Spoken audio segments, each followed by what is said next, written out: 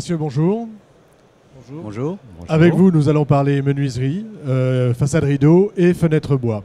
Alors, à ma gauche, monsieur Jean-Marie Hackett, vous êtes architecte, vous êtes délégué au CNDB. Monsieur Vincent Pasquet, vous êtes président des menuiseries Pasquet, président de la section bois à l'UFME. L'UFME, c'est quoi? L'Union des fabricants de menuiserie extérieure, donc qui rassemble le PVC, l'aluminium et bien sûr le bois. Et bien sûr le bois dont on parle aujourd'hui. Monsieur Rodolphe Tellu, vous êtes responsable certification au FCBA, NF Fenêtre Bois. Alors on va commencer par vous, monsieur Hackett, et avec vous on va aborder pour commencer la façade rideau. Une façade rideau bois de qualité aujourd'hui, ça ressemble à quoi? Alors ce que j'appelle la façade rideau, c'est peut-être redéfinir la façade rideau, parce que tout à l'heure quand on a préparé, on parlait peut-être pas tout à fait de la même chose. Voilà, donc on va s'entendre pour convenir que la façade rideau bois, c'est donc constitué d'une structure bois faite de poteaux verticaux et de traverses horizontales. Cette structure bois est faite avec des bois collés pour éviter que ces bois ne travaillent trop et ne bougent et n'occasionnent des problèmes au vitrage. Donc c'est du bois contre-collé ou du bois lamellé-collé. Et on applique à l'extérieur de ces montants, de cette structure, on va appliquer des doubles vitrages ou des triples vitrages qui seront fixés par des systèmes très pratiques de pare close extérieur, en général en aluminium. On va intercaler en fait le vitrage entre deux joints souples en caoutchouc, de joints à lèvres qui vont réaliser l'étanchéité à l'eau et à l'air. Complète. Et donc c'est très facile à poser et à déposer. Donc c'est très pratique et de plus en plus utilisé. Donc on va avoir une possibilité d'une façade efficace thermiquement, surtout maintenant avec des triples vitrages. Voilà, c'est-à-dire qu'aujourd'hui les évolutions, c'est des évolutions vers le triple vitrage. Voilà, triple vitrage et avec intercalaire d'isolant entre les vitrages, dans le vide qui est constitué par la pare close. Ce qui veut dire qu'on a une meilleure isolation encore. Meilleure isolation, on diminue le pont thermique et on va de plus en plus vers le bâtiment performant. C'est normal, c'est l'évolution normale. C'est l'évolution normale. Alors la façade rideau bois, est-ce qu'on peut l'envisager partout? Est-ce qu'il y a des limites à son utilisation? Et si oui, est-ce qu'on réfléchit à pousser ces limites? Alors on l'utilise, je vous parlais de vertical, mais on l'utilise aussi en verrière, voire presque à l'horizontale. D'accord. Le même système, on fait des vérandas avec le même système. Il faut quand même, les limites, je dirais qu'il faut quand même penser aux protections solaires extérieures. Donc avec un système de structure soit associé, soit dissocié, qui va permettre de protéger ces vitrages pour éviter les surchauffes. C'est la seule limite. C'est la seule limite. Et voilà. si on parle de hauteur et de taille des verres, des vitrages? Alors, taille des vitrages, évidemment, ça va dépendre de l'accessibilité du chantier, du poids des vitrages et des systèmes des outils de levage qui vont permettre parce qu'on va porter des vitrages avec des ventouses, il faudra des grues. Donc on est un peu limité après par les moyens du chantier, les outils de levage, mais disons on peut arriver avec des grands volumes, on peut faire de très grandes hauteurs. Les poteaux vont être dimensionnés non pas en largeur mais surtout en épaisseur avec des calculs qui sont faits par les ingénieurs concernant la poussée au vent. Donc ces poteaux vont être en quelque sorte des poutres au vent, si vous voulez. Donc qui pourront être soit très profonds, soit avec des structures d'acier qui seront tendues pour reconstituer des poutres, mais pas des poutres horizontales, mais des poutres verticales, si vous voulez, en quelque sorte, pour reprendre les efforts au vent. Mais tout ça se calcule, c'est assez oui, c'est assez simple. C'est des techniques qui sont finalement assez anciennes. C'est pas quelque chose. Oui. Et sur l'innovation, donc c'est le triple vitrage. Et est-ce qu'il y a des problématiques thermiques, type pont thermique, sur ce type de façade? Et si oui, comment on les traite? Alors, je dirais qu'il y a aussi une chose qui est très intéressante à observer, c'est que depuis qu'on a un développement de l'outillage numérique, des machines de taille en commande numérique, on a des assemblages qui sont très propres et des assemblages cachés entre les montants et les traverses. Et donc, on a la possibilité de développer ce genre de façade sur de la très grande hauteur Et cette histoire de pont thermique, on a la possibilité d'intégrer dans ces rainures qu'on peut faire de l'isolant thermique entre les vitrages, qui va limiter au maximum les ponts thermiques. D'accord, donc on a quelque chose de très performant thermiquement. Oui, bon, on va retrouver un peu la même chose dans les menuiseries avec des traverses ou des montants, avec de l'isolant intégré dans le bois. Enfin, c'est ce qu'on va aller voir chez votre voisin. Monsieur Pasquet, une menuiserie bois de qualité aujourd'hui, ça ressemble à quoi? En fait, dans sa conception, dans ses règles, ce n'est pas forcément très différent d'une fenêtre PVC ou aluminium, puisque c'est les mêmes exigences de performance, voilà, que ce soit en thermique ou que ce soit en performance salaire. Donc on va retrouver un certain nombre d'éléments communs. Voilà. Maintenant, cette fenêtre bois qui a souvent cette image de matériaux très traditionnels, voire trop traditionnels, néanmoins est moderne dans sa conception et dans ses éléments de structure et ses composants. Qu'est-ce qui fait sa modernité? Pardon? Sa modernité? Sa modernité, oui. Alors, sa modernité, ne serait-ce que parce que, je dirais, elle a des capacités à être aussi performantes que des matériaux qui sont perçus comme étant plus modernes, comme le PVC, même si on a déjà plus de 30 ans de recul derrière, ou que l'aluminium qui a encore un petit peu plus d'âge. Voilà. Alors, sur la fenêtre bois, j'imagine qu'on fait aussi du triple vitrage. Est-ce que ça apporte de nouvelles problématiques en termes de technique ou pas?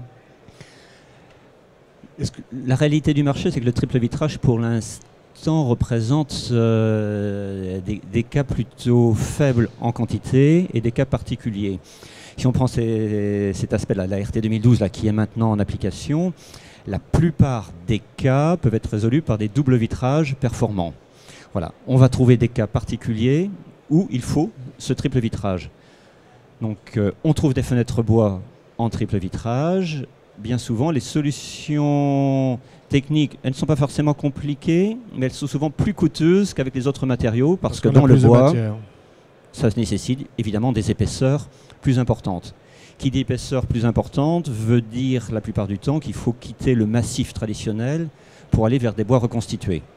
Maintenant, on dirait la profession sait faire. D'accord. Parce que dans une fenêtre bois aujourd'hui, on est encore dans le massif traditionnel ou dans le reconstitué? Bien souvent, parce que le massif traditionnel, lorsqu'on peut l'obtenir comme ça d'emblée, va être malgré tout une technique plus économique. Le reconstitué, malgré tout, nécessite des étapes complémentaires, de lamellation, d'aboutage, de maîtrise de ces collages, puisque ça fait appel à des certifications également quand on veut l'utiliser dans la fenêtre pour avoir ces garanties dans la durée. Donc ça maîtrise des process quand même bien maîtrisés.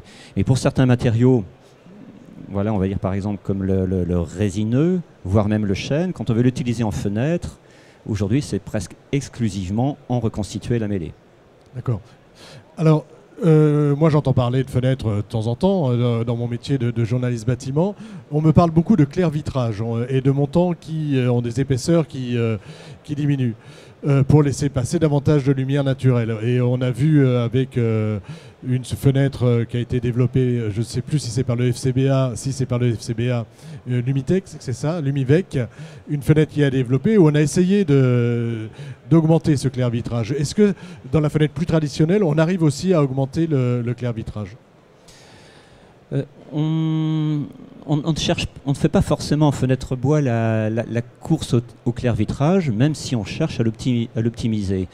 Bien souvent, les sections en fait, sont définies par les systèmes de feuillure, voilà, qu'il faut pour ne serait-ce poser le vitrage. Gérer le vitrage, voilà, oui. Puis ensuite, il y a les interfaces ouvrant-dormant où on a un certain nombre de chambres, de joints à loger. Ensuite, tous les systèmes de crémone, voilà, il y a des épaisseurs minimum.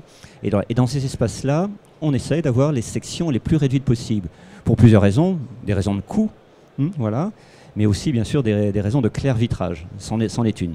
C'en est une, mais finalement, quand on va chercher une fenêtre bois, c'est pas forcément ce qu'on va chercher en premier.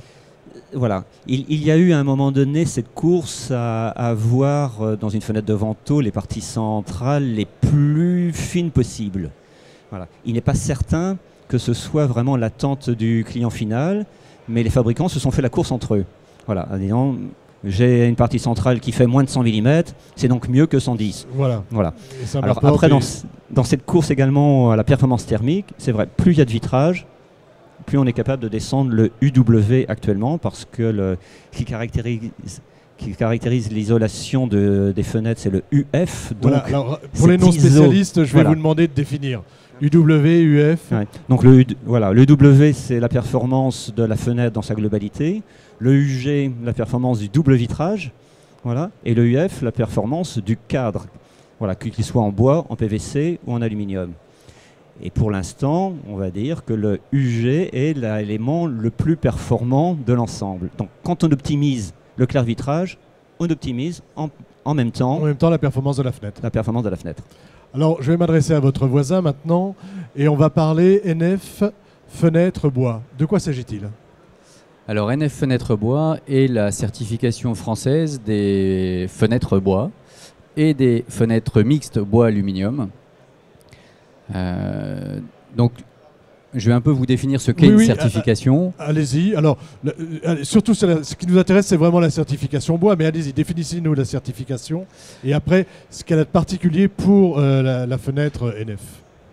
Donc, la certification, c'est la qualification et la validation par un organisme tiers de performance d'un produit ou d'un service. En l'occurrence, sur la certification NF Fenêtre Bois, il s'agit de la qualification et de la validation en continu des performances des menuiseries bois et des menuiseries mixtes par l'organisme certificateur KFCBA. Alors, sur la certification NF Fenêtre Bois, nous prenons en compte un certain nombre et un grand nombre de caractéristiques qui sont les caractéristiques essentielles des menuiseries, donc ça commence par la conformité aux normes de conception. Oui. Nous avons la durabilité du matériau, durabilité du bois, la durabilité des finitions, les performances AEV, et ensuite on peut y rajouter, dans le cadre de la certification Acoterm, de l'option Acoterm, les performances acoustiques et les performances thermiques de la menuiserie. D'accord. Est-ce que c'est une démarche volontaire? Est-ce que c'est obligatoire? Est-ce que j'ai intérêt, en étant fabricant, à faire certifier mes fenêtres avec cette certification NF Fenêtre Bois? Alors la certification est une démarche volontaire. Elle n'a aucun caractère obligatoire. Par contre, ça représente un avantage commercial pour le fabricant, dans la mesure où la certification permet à ce fabricant de faire attester par FCBA auprès de ses clients des performances qu'il annonce. Aujourd'hui, par exemple, on a combien de fabricants qui sont passés par le biais de cette certification? Aujourd'hui, nous avons 20 fabricants qui sont certifiés. Et la production de ces 20 fabricants représente environ 21% de la production française de menuiserie bois et 61% de la production française de menuiserie mixte. D'accord. Est-ce que c'est quelque chose qui va crescendo? C'est-à-dire, est-ce que vous pensez de 20% arriver à 30-40%, ou est-ce que finalement ceux qui n'y viennent pas sont peut-être des petits fabricants, ou qu'est-ce qui fait qu'on y vient ou qu'on n'y vient pas?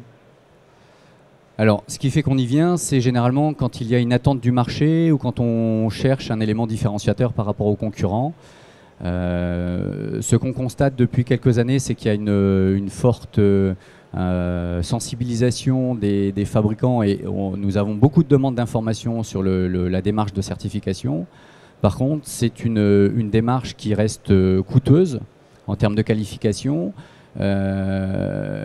justement parce que dans la certification NF Fenêtre Bois, nous validons un grand nombre de critères et nous réalisons des audits tous les 6 mois dans les entreprises pour aller contrôler que l'entreprise est toujours conforme. Nous allons auditer son système qualité, nous allons réaliser des essais sur les menuiseries, nous faisons des prélèvements pour valider le maintien de la conformité de définition et nous imposons aux entreprises d'avoir un certain nombre d'autocontrôles sur les performances AEV et sur la durabilité de leur finition. Donc c'est une démarche qui est relativement contraignante.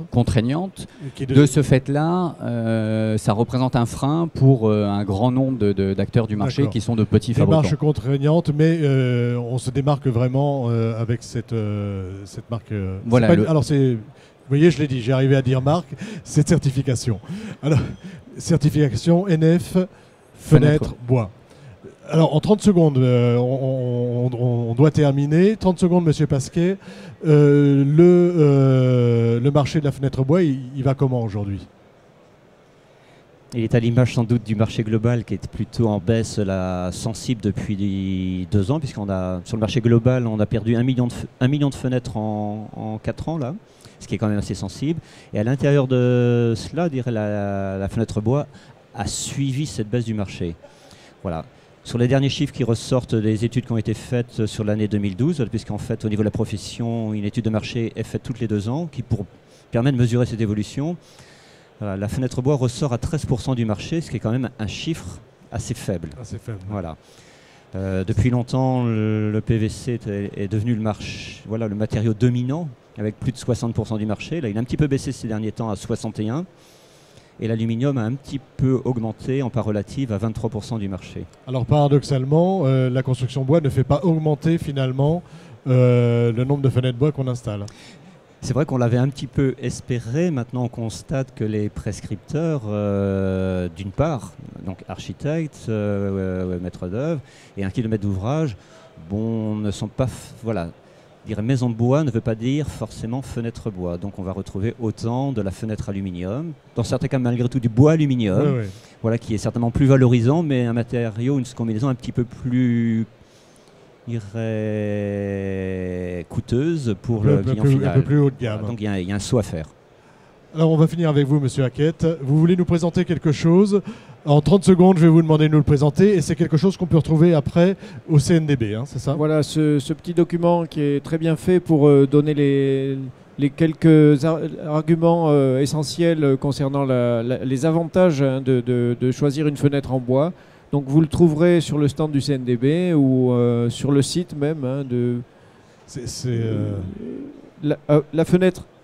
Lesfenêtrebois.fr. Lesfenêtrebois.fr. Donc on a même un site internet. Voilà. Donc un site internet, lesfenêtrebois.fr. J'imagine qu'il y a un site internet aussi chez vous.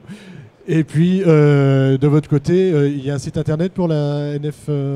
Oui, depuis 1 an maintenant, nous avons créé un site internet fenêtre-nf.fr, donc sur lequel nous expliquons le fonctionnement de la certification NF Fenêtre Bois et de des certifications NF pour les menuiseries PVC, les menuiseries aluminium, puisque cette certification se décline sur les 3 matériaux, les exigences sont les mêmes.